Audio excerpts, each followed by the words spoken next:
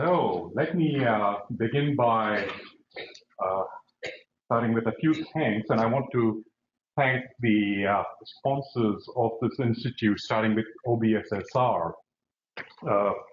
OBSSR, as you know, it's funding this training institute.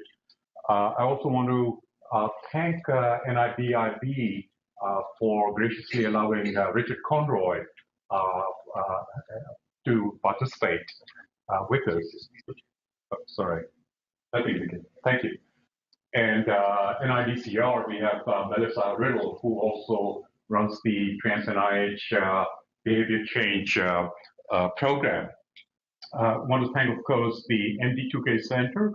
That is part of the Big Data Initiative and headed by Santosh Kumar at Memphis. The School of Engineering has been a good supporter. Thank you, D. Jati, again.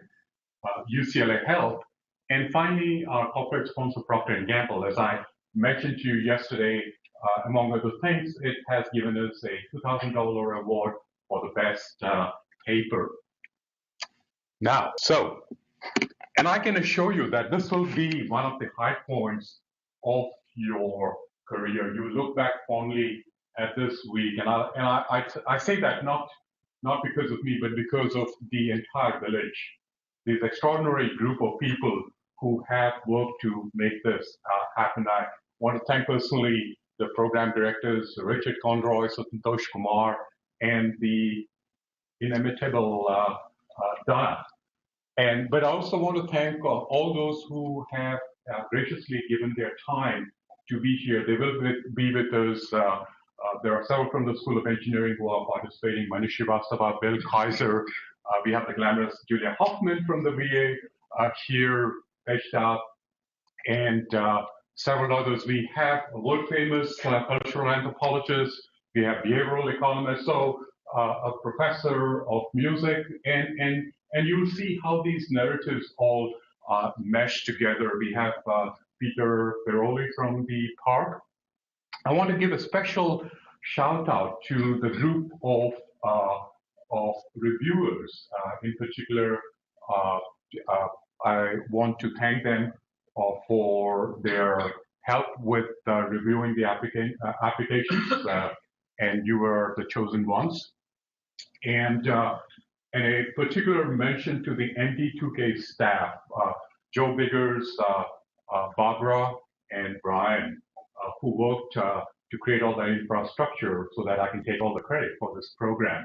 And finally, my own project director, Rachel Fincy. Rachel is going to be the point person here. Bonnie, hi, I just saw you now. How are you? Okay, so let us, before we, Jason, does that remote work? Okay, it does. So before we go into that deep dive of mHealth, let us kind of visit at a 40,000 feet view of what really are the drivers. Why are we here?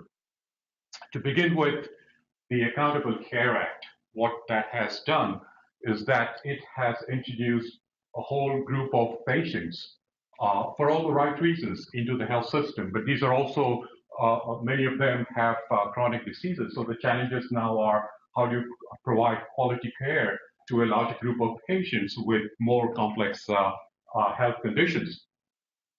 There has been in the health system a change in reimbursements from that fee-for-service kind of plan where you did a procedure, you got paid for it, and all was fine, to this new capitated model that requires quality of care, and with that is an emphasis on metrics. They want to see, the people who pay for healthcare want to see what are the outcomes. So it is one global sum that you get per condition or procedure, and you have to produce outcomes. So there is a greater emphasis on measuring outcomes. On a national level, just imagine about 40 years ago, education and healthcare had kind of equal contributions from the GDP. In these 40 years, while we all know that the education budget has climbed up dramatically, healthcare has been 3 times the growth of the what is spent on education. In 2015, about 17.6% of our GDP was being spent on healthcare, and they project, if it continued, 25% of our GDP would be spent on healthcare. That is money taken away from education, money taken away from infrastructure. So clearly, that is unsustainable. Places like the UCLA Medical Center, our medical center cost to build and equip $1 billion. Just think of the daily operational costs. These kind of buildings cannot be built anymore. And healthcare systems, including UCLA Health, are recognizing that. So they are pushing care increasingly to patients in outpatient settings where they don't need to build these kind of more expensive structures to provide care. So the focus is increasingly into the community to provide preventive care. There's a shortage of care providers, so there is also a downshifting of care providers from specialists to generalists to eventually primary care workers, and that is happening very rapidly. In recent years, there is this growing recognition that part of our shared humanity means a greater focus on helping those who don't have resources. So increasingly, we are asked, particularly academic settings, are asked to focus on global health, things like malaria, tuberculosis. And as we are finding out through the Zika virus, the Ebola thing, we are a global village. So there is a certain degree of self-interest in making sure that, in helping others, we are also helping ourselves. All this is happening at a time of extraordinary discovery, both in proteomics, in metabolomics, and the end result is we are finding more and more of these biological indicators of disease and wellness, and there is that expectation that that will be used to change the way healthcare is provided. Technology is a very important component of that. And as these technological advancements are taking place, there is the global and expectation that they will not only make the whole delivery of care patient-centric, but it also, in a way, humanize the healthcare by putting the patients at the center of the healthcare paradigm. And interestingly, because always when you introduce technology, the costs rise. They are expecting us to deliver technology that will take away some of the costs from the system. And we are actually poised now. We are entering this new era of P5 medicine. Actually, Leroy Hood was the one who coined the P4 paradigm. And essentially what it says, all these terms of personalized medicine, precision medicine, it says eventually healthcare will be personalized to the patient. It will be predictive. It will be preventive, it is participatory, and it will be at a public health level, not at the individual level. The most important thing about mHealth is it speaks to each of these distinct threads. And all of us who work in mHealth immediately know we have moved away from that normothetic type of assessments where patients would come once every 3 months or 6 months for follow-up assessments, and now then we would do questionnaires asking them how they felt in the past 6 months.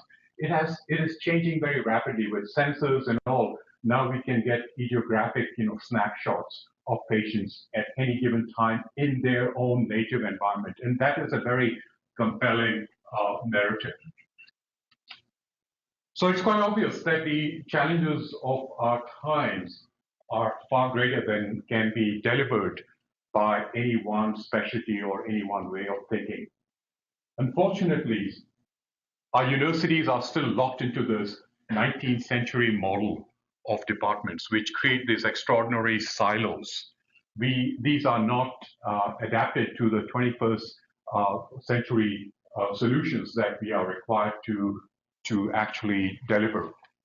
And this meeting, actually, this institute, is a way of fostering that kind of transdisciplinary thinking, of creating those transdisciplinary alliances and those interpersonal relationships that foster these kind of teamwork that is used to solve these big challenges of our time.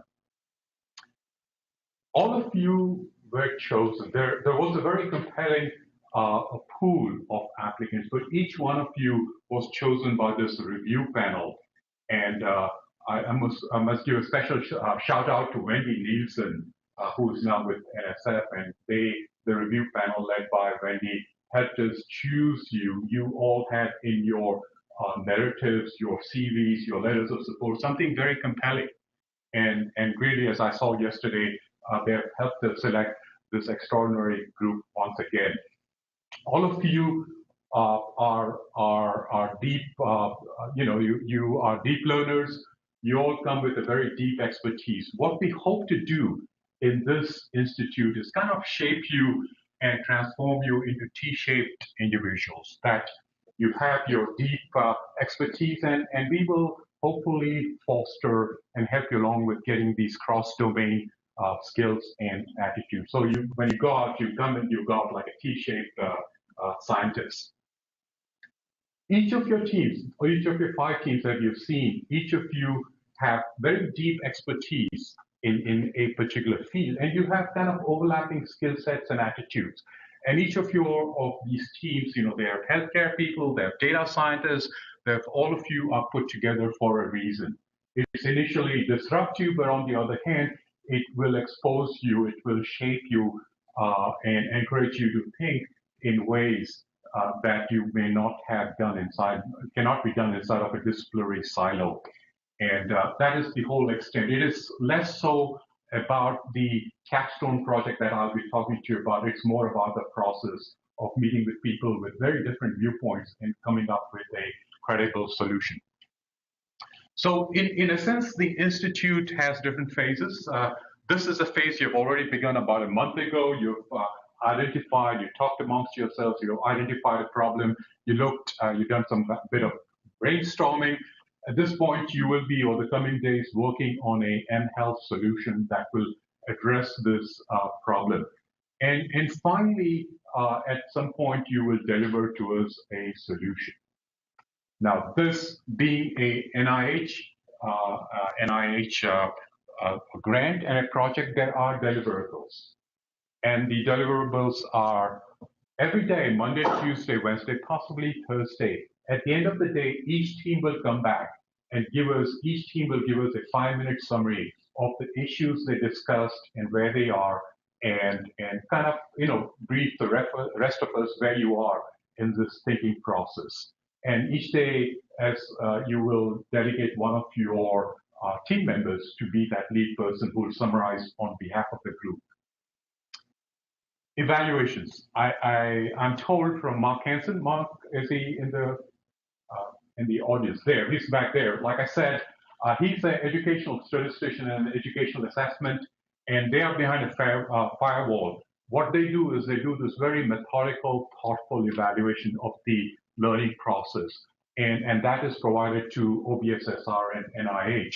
So please do provide us your evaluations, good or bad. We use that as an anchoring point to improve ourselves.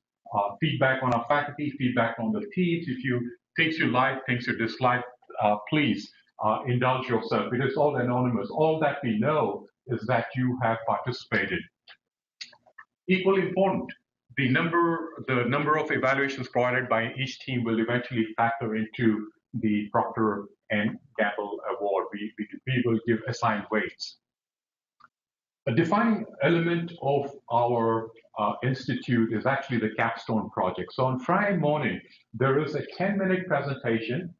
There will be about 5 or 8 slides. You decide, and each member of each team will stand up and present one facet of their team project. And that Capstone Project, then you'll have a little feedback from the faculty and the others in the audience, and that will form the basis of your proposal. So we expect a 3-page proposal from each team, and each of those proposals will be evaluated by an independent team of evaluators who have been former faculty of this institute, and the best proposal will actually go on to get the Procter & Gamble award of $2,000 and a recognition from that. So we are expecting that each of your teams come up with a competitive proposal that hopefully is the basis for a NIH type of proposal. We have leading NIH program officers here who are going to be a resource and help you navigate that process. What we will employ is kind of a blended learning model, which essentially what we will do over the next 4 or 5 days is we will cover all parts of the mHealth ecosystem, ranging from patients to sensors and interfaces to the transmission of data, the storage of data, the ethics of data collection, to machine learning, data and analytics. And on the last day, we put a special emphasis on soft skills. It's good to be brilliant and it's good to be a very accomplished faculty, but what we also do is emphasize the soft skills that are necessary to survive and thrive in the university setting. And we blend this lecture room teaching with your small group learning. That will happen in these team.